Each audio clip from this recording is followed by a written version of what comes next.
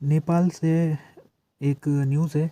नेपाल और British treaty हुई थी 1923 में, उसके 100 साल पूरे हो चुके हैं। तो ये बहुत महत्वपूर्ण ट्रीटी है और इसको ट्रीटी को नेपाल में सेलिब्रेट किया गया 21 दिसंबर को। ये ट्रीटी के 100 साल हो गए थे, तो उसी दिन जो ब्रिटेन के एम्बेसडर है और नेपाल के फॉरेन मिनिस्टर, उन्होंने दोनों ने वहीं पर ही मुलाकात की जहाँ पर 100 साल पहले ये ट्रीटी हुई थी।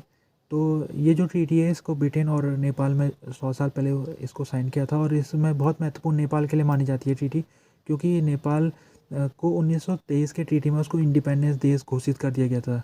यानी कि नेपाल एक इंडिपेंडेंट और सोवरजिन देश है और वो कोई ब्रिटेन का कोई ना तो वो ट्रिब्यूटरी है, ना वो कोई राजा रजवाड़ों में आता है।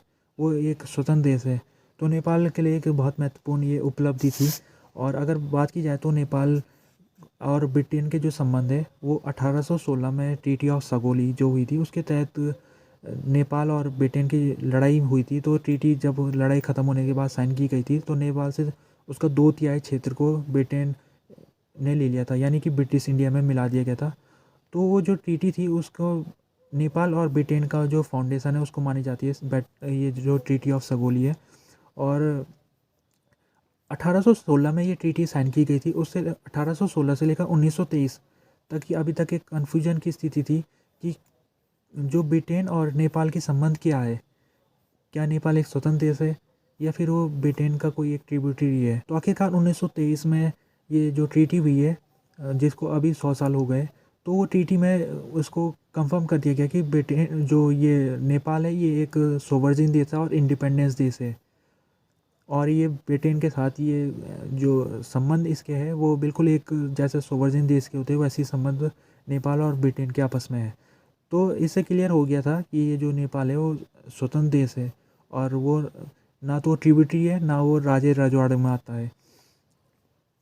तो ये आखिरकार क्यों हुआ है, ब्रिटेन ने नेपाल को एक इंडिपेंडेंस देश के रूप में क्यों घोषित किया?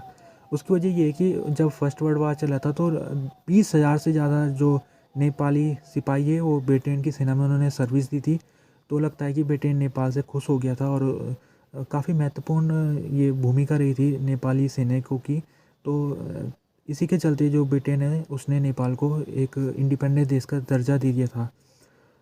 अगर इस ट्रीटी की बात की जाए तो ये ट्रीटी इसके बारे में ज़्यादा चर्चा नहीं होती है। अगर हम नेपाल के इतिहास में देखें तो 2 ट्रीटी अभी महत्वपूर्ण मानी जाती है। एक ट्रीटी ऑफ सगोली जो 1816 की है और दूसरी ट्रीटी 1950 की जो इंडिया और नेपाल के बीच में हुई थी। और उसके बीच में जो 1923 की ट्रीटी है उसके बारे में वो बहुत महत्वपूर्ण तो है, लेकिन लगता है कि इतिहास में उसको उसका जो दर्जा है उसको छोटा बना के रखा हुआ है।